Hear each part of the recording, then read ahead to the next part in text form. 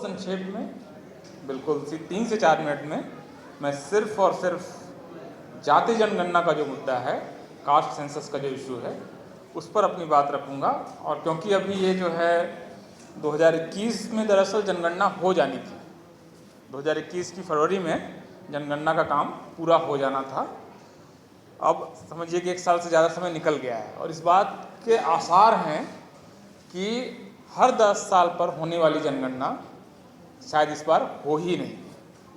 और ऐसा अगर होता है, जिसकी पूरी संभावना है, तो ये बहुत आश्चर्यजनक चीज़ इसलिए होगी क्योंकि 1881 से हो रही जनगणना में के बाद ये दरअसल पहला ऐसा मौका होगा जब शांति काल में हर 10 साल पर होने वाली जनगणना नहीं होगी। ऐसा कभी नहीं हुआ था दुनिया में। ज़्यादातर देश, लगभग सभी देश, थोड़ी बहुत आफत के बावजूद जनगणना टाइम पर कर लेते हैं। यही रिवाज है और यही परंपरा चली आ रही है। भारत में सिर्फ एक मौका था जब जनगणना नहीं हुई थी, और बल्कि हुई थी, आंकड़े रिलीज नहीं हुए थे। वो 1941 वाली जनगणना है, क्योंकि सेकेंड वर्ल्ड वॉर था, दूसरा विश्व युद्ध था, जनगणना नहीं हुई थी। इस साल जो 2021 में जनगणना होनी थी, उसको न होने का जो कारण सरकार ने बताया, वो कारण ये बताया कि कोविड चल रहा है।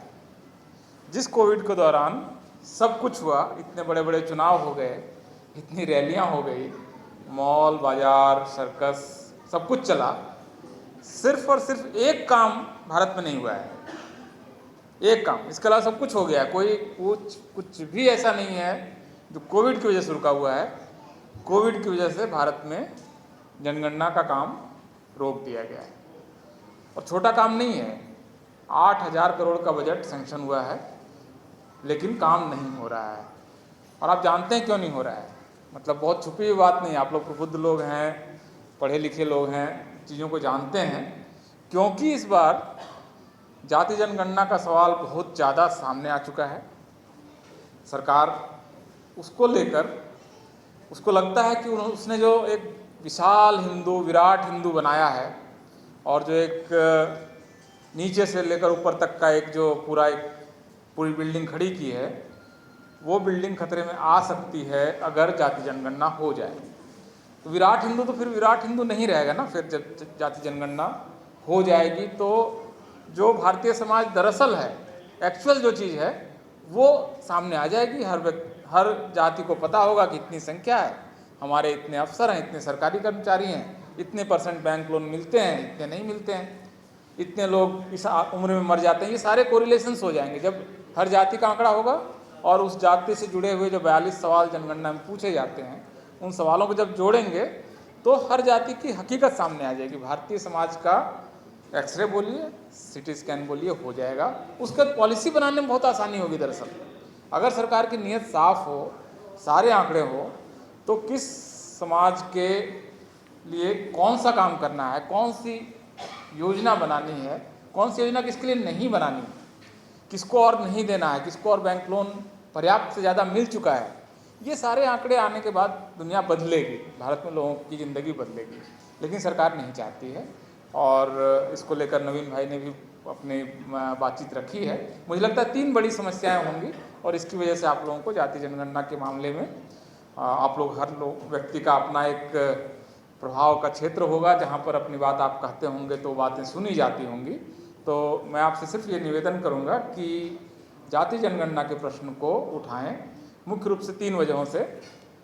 एक तो कि केंद्र सरकार जो OBC के विभाजन का एक प्रोजेक्ट चला रही है 2017 से, रोहिणी कमीशन जिसके लिए बनी है, उसको बहुत अंधाधुंध तरीके से चलाया जा रहा है। बिना आंकड़े के ही वो काम कर रहा है, और बीच बीच में कभी इंडियन एक्सप्रेस कभी कहीं उसकी रिपोर्ट लीक हो जाती है। जैसे एक रिपोर्ट लीक हुई कि भारत में कुर्मियों के पास सबसे ज़्यादा नौकरियां हैं। अब ये नौकरियां OBC में, अब ये जो आंकड़ा छोटा सा रिलीज हुआ, आप इसको गूगल पर देखिएगा, अब किसी एक समुदाय के प्रति दुर्भावना पैदा करने वाली इस तरह की शरारतपूर्ण रिपोर्ट लगातार आ रही है। और अगली रिपोर्ट आई कि 5 जातियां हैं जिन्होंने सब कुछ खा लिया। तो उसमें कुर्मी हैं, यादव हैं, एक आंध्र प्रदेश की जाति है, नहीं कर्नाटक के वो कलिगा हैं, और 5 जातियां कुल अभी मुझे चौथी जाति मेरे ख्याल से जाट, उत्तर प्रदेश के जाट हैं। मतलब ये अब ये 5 जातियां सब खा गई। ये सब कुछ बगैर आंकड़े के हो रहा है, बस मन कर रहा है, हमें लग रहा है कि उन जातियों ने सब कुछ खा लिया है और उनको एक छोटे ग्रुप में 4 या 5% में ब्लॉक कर दिया जाए। तो इस तरह की शरारत होगी अगर जाति जनगणना नहीं होगी। पहली सबसे बड़ी समस्या तो ये है। दूसरा एक सवाल अब आ रहा है, क्योंकि EWS के बाद जो ऐसे तो असंवैधानिक है, लेकिन 3 साल से उसकी संवैधानिकता पर कोई चर्चा ही नहीं हुई है, क्योंकि सुप्रीम कोर्ट ने अभी तक उसकी बेंच ही नहीं बनाई है जिसको इस पर बातचीत करनी है और सुनवाई करनी है। तो EWS आ गया, 50% की लिमिट टूट गई है। इसके बाद OBC की जो टोटल कोटा की लिमिट है उसको बढ़ाने का दरअसल रास्ता खुल गया है। इसके लिए बहुत ज़रूरी है कि जाति की चेतना बढ़े।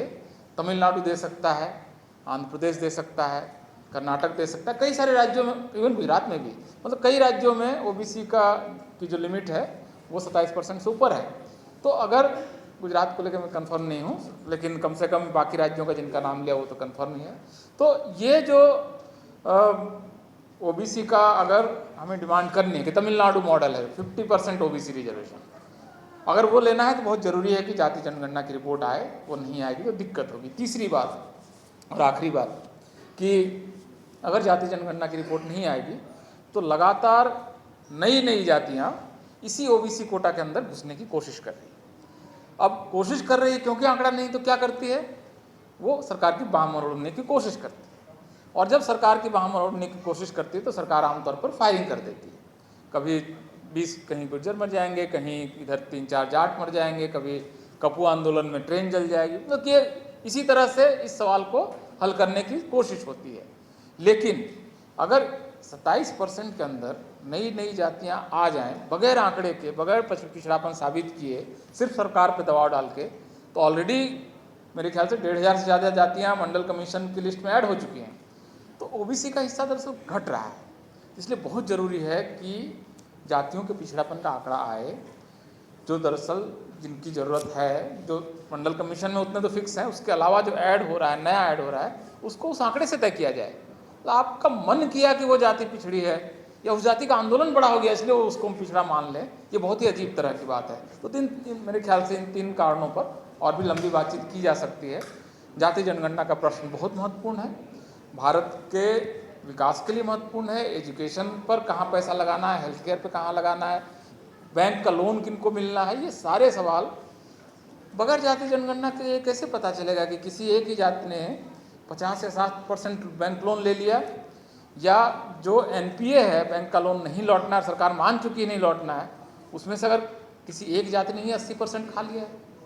ये आंकड़े आएंगे कहाँ से? अगर जाति जनगणना नहीं होगी, इस तरह के कोई आंकड़े नहीं आएंगे, तो कार्रवाइयाँ भी नहीं हो पाएंगी, कोई एक्शन नहीं हो पाएगा। सरकार पॉलिसी मतलब लगभग आँख में पट्टी बांध के चलाएगी।